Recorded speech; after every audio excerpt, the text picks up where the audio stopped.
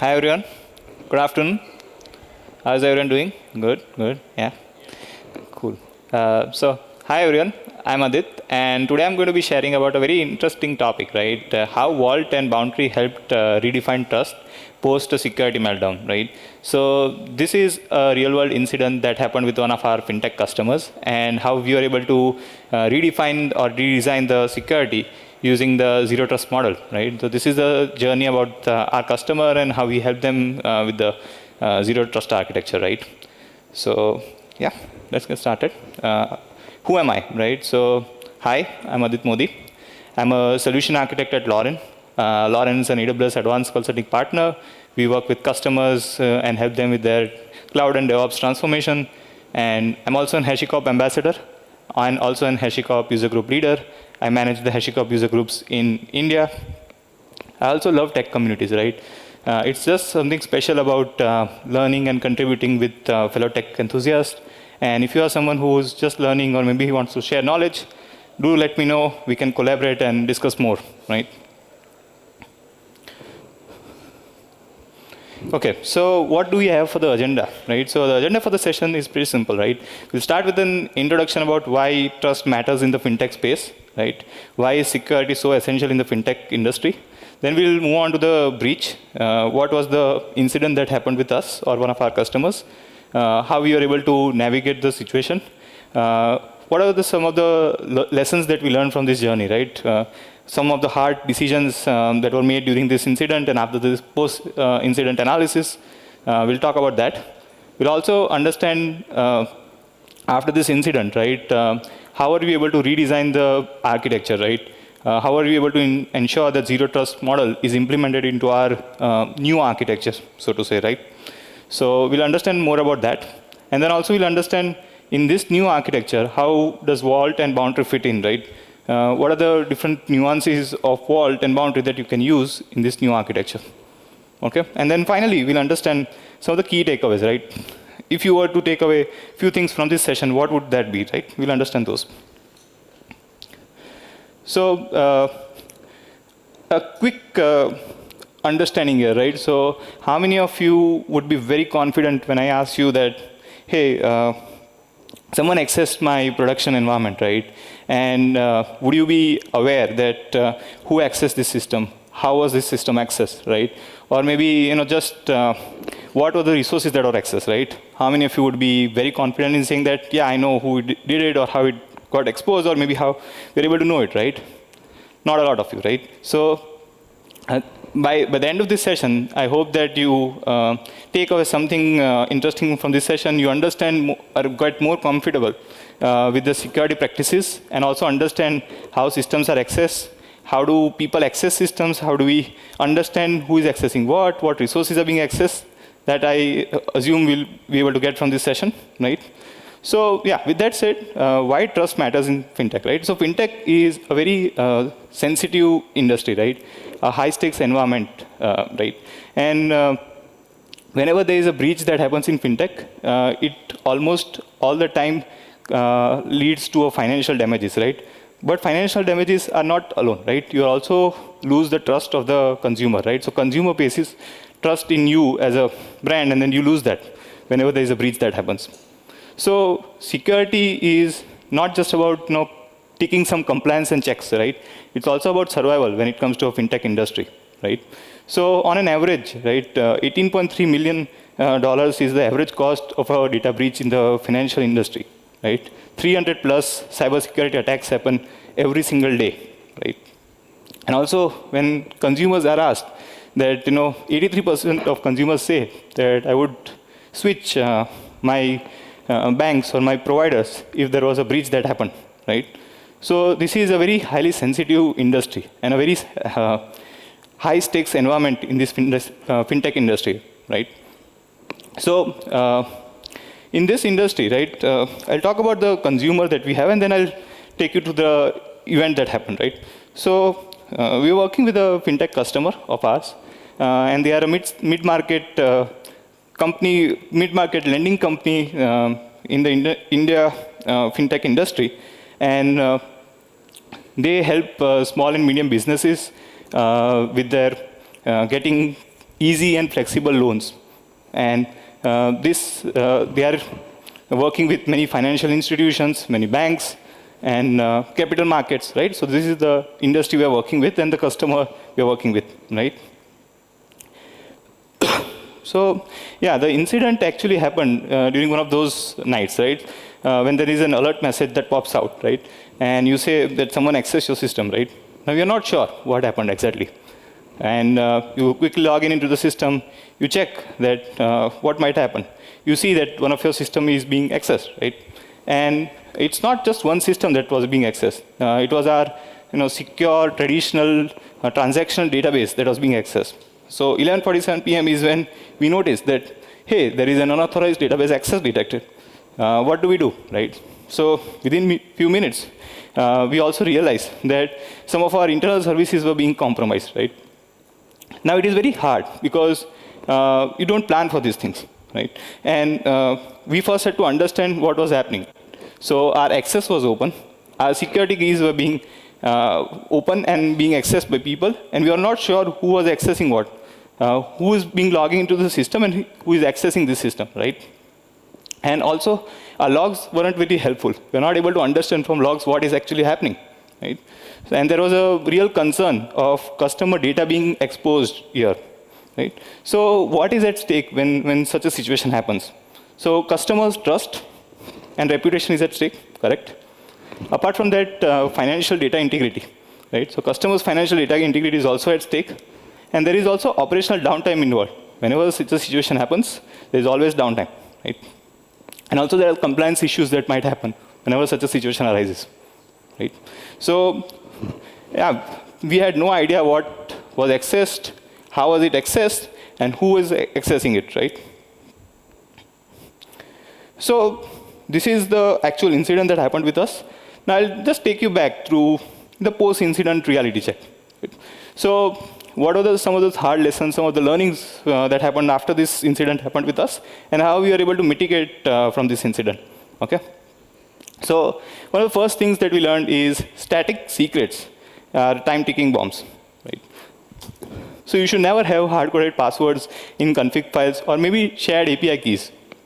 Because whenever you have this, there is always a chance that someone might access these secrets or passwords or configs in some form and manner which is not expected, right? Someone might leave the company, his secrets are there in the laptop, someone else accesses it, and then boom, you get a breach or an expose, right? Second thing that we learned is shared bastion. Shared bastion is equal to single point of failure, right? Because whenever you have a bastion host that you're connecting with via VPN or via SSH key, then a lot of users connect to this single bastion. And when the users connect to this bastion, they are also getting access to the entire system, right? So you'll be able to access the entire system using this bastion host. And when you are accessing the entire system, let's say an intruder or an attacker gets access to this system, then he'll be able to access anything in the system, right? There is no guardrails, there is no checks and balances of what you are accessing. You're getting access to everything. So that's again a point of failure or something that should never happen, right? The third thing that we learned is lack of auditability. Now what this means is we had no visibility, right? We had no visibility into who was accessing, what was being accessed, and what are the commands that were being run, right? So there is no logs, there is no configs, nothing to show about, nothing to understand from, right? So that was again an issue that we noticed, right? And one of the things that we did was, incident response. So now how do we respond to this incident, right? The painful incident response that happened, right? So here, it took us 4 to 6 hours to get back to a stable working condition. How we did it was, we had passwords and configs and securities in different locations. So we had to revoke all of these accesses and secrets, right? And now the problem here is, there are different locations. So you have secrets in one system, other secrets in another system. So you might have to revoke all of these secrets, right?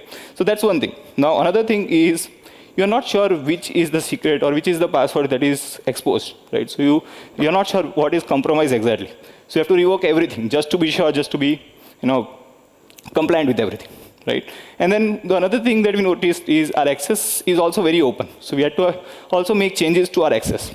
So these were the few of our learnings after this incident, right? Some other things that we learned was, everyone had access keys. Now, SSH keys are something that you use to get access to your bastion host.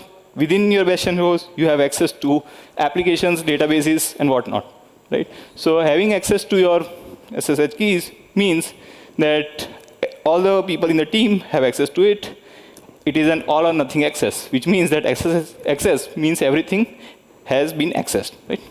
And then there is no session logs. Again, this is something that we noticed, that there is no record of what commands are being run, who is running them, right? And there is also a situation of credential sprawl. So keys that are stored in laptops, or maybe something like CI/CD systems, and everywhere there are keys and credentials, and something happens, right? So the old model had VPN, bastion host, and SSH access, right? Now we understood that security is important in FinTech, and the incident that happened with us. But how do we the lessons also we have learned, right? Now, but how do we come to a zero trust architecture? How do we redefine the architecture and make it more sustainable and more future-proof, right? So the few things that need to be aligned. So zero trust is like a North Star that we wanted to achieve. So for that, the first thing that we did is we applied the principle of least privilege. Earlier, we thought that having access to, whenever a person or a user has access to a system, he has access to everything. We reversed this model, and we went with an approach called trust no one by default. The principle of least privilege says that you should grant minimum access required for specific tasks. So you shouldn't have access more than what is needed for you to perform a task. The second thing we learned is identity-aware access, which means that every access has to be authorized and authenticated, right? So you have checks and balances for any access that happens to be authorized and authenticated. There is also real-time auditability, which means that visibility into what actions are being performed, who is performing those actions, and why these actions are being performed, right? The final thing is the credentials should all the time be temporary, and there's no need to have permanent credentials, right? And this should also be short-lived. So each time you have a credential, it should be for a certain period of time, certain sessions, and then rotate these credentials after a while. Okay, so now we have understood that there is a structure that can be observed, right? So there is a structure that can be implemented with the zero trust model.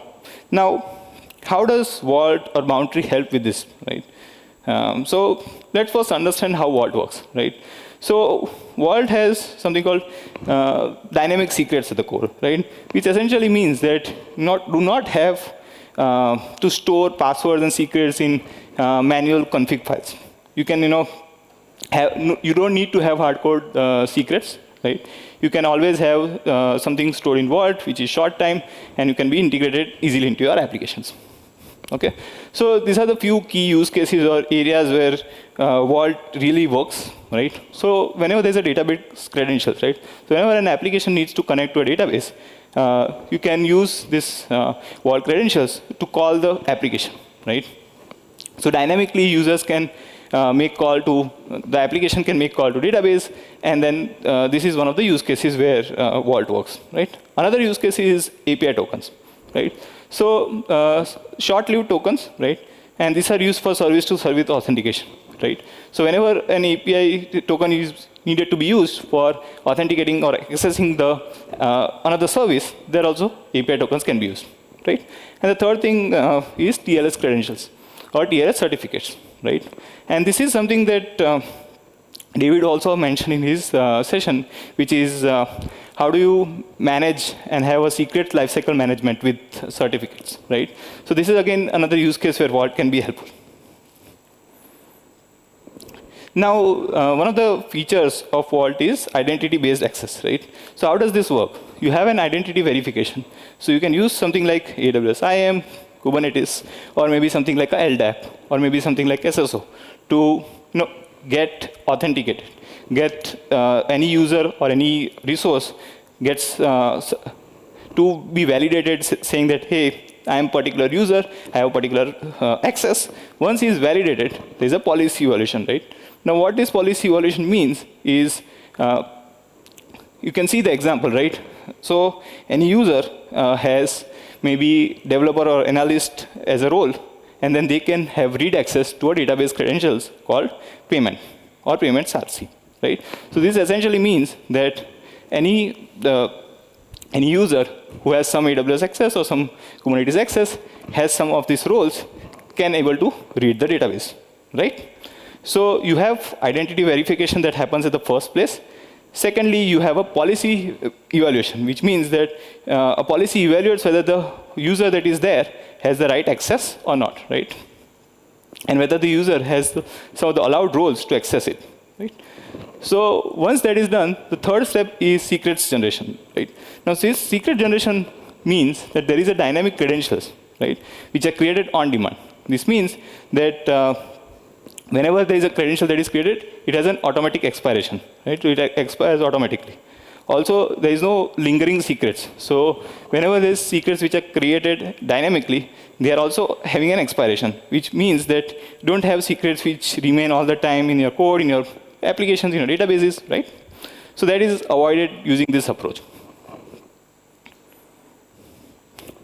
Another one of the features of Vault is transit encryption, right? Now, how transit encryption works is before using something like a Vault's transit encryption or centralized transit engine from Vault, how would it work, right? So you would have something where encryption is a problem, right? Because every application has its own encryption, right? You're also having key management scattered across systems. So every application, every system has its own key management, has its own encryption that it enforces. There is inconsistency across the board, right? And there is also difficulty in key rotation. It's very difficult to rotate such keys, right? Now, how does it look when you switch to Vault's centralized transit engine, right? So one of the things that you do is use a single API for encryption and decryption, right? So you just have to use this API call that you make to Vault, and then Vault internally does the encryption for your application, right? There is a centralized key management, so you don't need to worry about it. It's managed centrally. The standard encryption policy is in place, and also it is automated key rotation, right? So this is how it works and how it is helpful to move from a place where you don't have a centralized key management, you have inconsistency in how encryption works across the board, to a solution where it actually works in a centralized manner. Yeah. The next one is critical thing, right? So we learned that one of the lessons in our incident was having no auditability, no visibility into what was happening, or what was being accessed, how was it being accessed, and who was accessing it, right? So now, Vault's audit log, the main thing that it solves is visibility. It gives you confidence that you know what the system is doing and who is accessing the secrets, what is being accessed, right? That is something that you have visibility into or control over, right? So what was accessed? Every secret request retrieval is logged, right? And then who is logging it? So identity of requester is captured and verified, that who is making this call, and then when is the call being made, right? So the timestamps of the actual time when these operations were performed.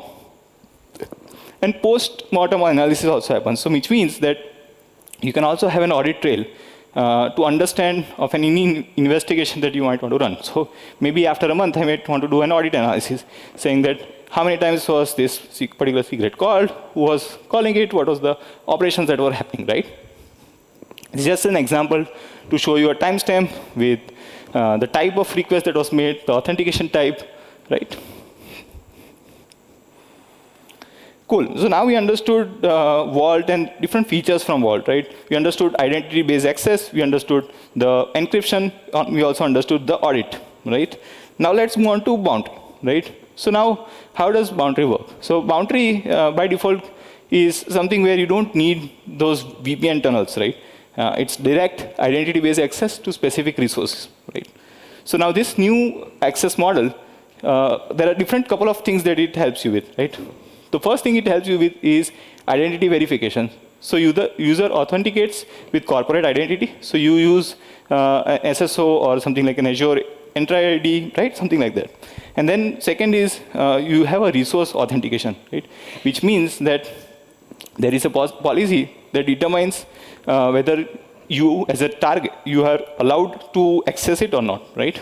And then there is a session establishment, which means that you are able to securely get access, connection to that particular service, right? So what it helps you achieve, right? So first you have access to individual services and not entire networks, because you have very limited access. You don't have access to the entire system. Whenever you request access, you get access to that particular specific thing that you are looking for, right? They are time-bound sessions, and they have an automatic expiry, which is really helpful, right? Because when you want to access something, and then after some time, you probably don't need that access, right? And then there is no permanent credentials or keys that you need to manage. So there is nothing like an SSH key, PEM files that you need to manage with this, right? Okay, so how is the developer experience improved with this, right? So this is probably the few key takeaways from using Boundary would be that, it's quick and secure login. So you don't need to go into the hassle of managing access keys, seeing all of the users and how their VPN is managed, right? So that's quick and secure. Then second is credentials are injected automatically. So you don't need to do manual checks and balances in place, right? No manual credential management is needed. And also there is no sharing of password, right? So that's also very helpful. Now, how does a typical developer workflow look like, right? So first, Boundary connects to Postgres. There's an automatic authentication that is done based on the user that is there. And then there's a secure connection established, right? And then you can work with database directly, right? So I think Arman also mentioned this in the keynote, that security becomes invisible and it just works, right? Okay, so how does integration of Boundary and Vault look like, right? How we used Boundary and Vault together and how it makes sense to us, right? So a user requests access. So Boundary authenticates the user's identity. Who is this user? What is he trying to access? Then there is a policy evaluation. We saw how policy evaluation works. So Boundary checks the access permissions. What is the access that the user is looking for? Whether that user has this particular permission to request this access. And then the third thing is Vault credential request. So Boundary requests dynamic credentials from Vault, right? So that is something that Boundary requests, and then there is a session that is established, right? So secure connection happens, and this happens with ephemeral connections or credentials, which means that it is for a time-bound session, right? So this is kind of a before architecture, which is like a flat access model, right? Now here, the thing that you see is you have users who can VPN or SSH to access the Bastion host, and from Bastion host, they have access to everything in the system, right? Which is very insecure because all the users have the same level of access. Anyone who has access to system can make changes. Second thing that you see in this is the secrets are at different locations, right? So you see somewhere in the RDS, somewhere in the EKS, somewhere in the OpenSearch. There are a lot of places where secrets are managed. So there is no centralized place for managing secrets, right? Now in the after architecture, which is the zero trust model, you see two approaches here. One is, first you are using, users have to go via the Boundary to get access to the system, or maybe log in into the system. And then from Boundary, you have accessing anything that any user that has to access a certain service or a certain resource has to have that resource access only, right? So it's limited to the resource or the service you are looking to access. And the second thing that is there is Vault, right? Now you are logging into Boundary, going to Vault, and then storing your secrets in Vault, and then trying to access whatever you're accessing from Vault, right? Now again here you see there is Vault is being used for maybe storing secrets of databases, credentials, etc., right? And then you have access to only those limited things, right? You don't have access to multiple things. Okay, so now this is like a difference of both of the things, before and after architecture, right? So before you had a fault access model, and afterwards you have a zero trust model. First you see that someone had VPN, Bastion host, and then access to everything, right? So there was static SSH keys, hard-coded database passwords, shared service accounts, and no session auditability. So you don't have understanding of what's going on. And in the after zero trust model, you have first is identity. So you're identifying, then you are going to Boundary, and Boundary to Vault, and then to the actual resource, right?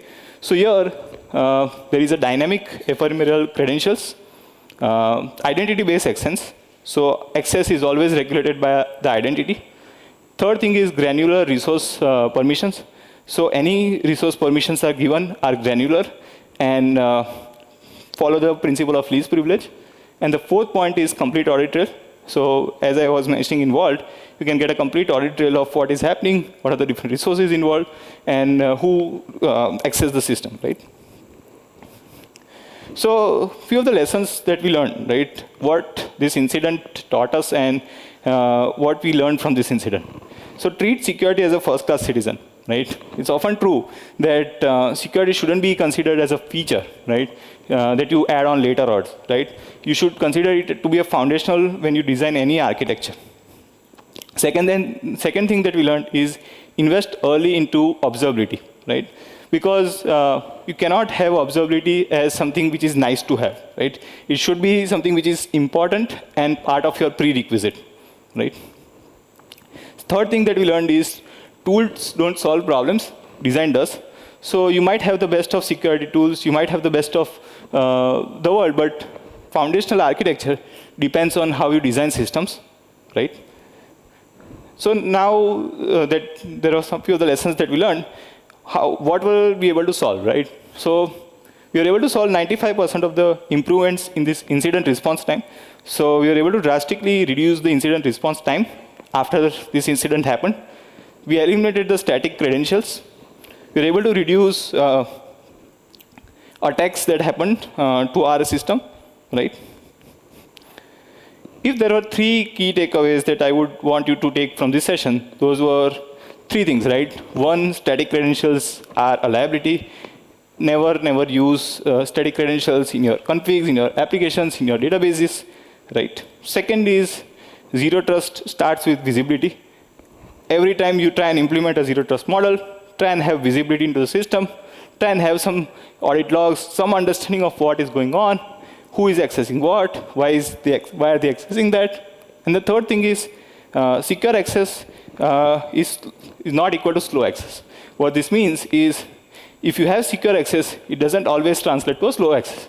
Security is important and should be considered whenever you're trying to implement a solution. So follow that approach, and it will lead you to preventing such breaches and such incidences from happening.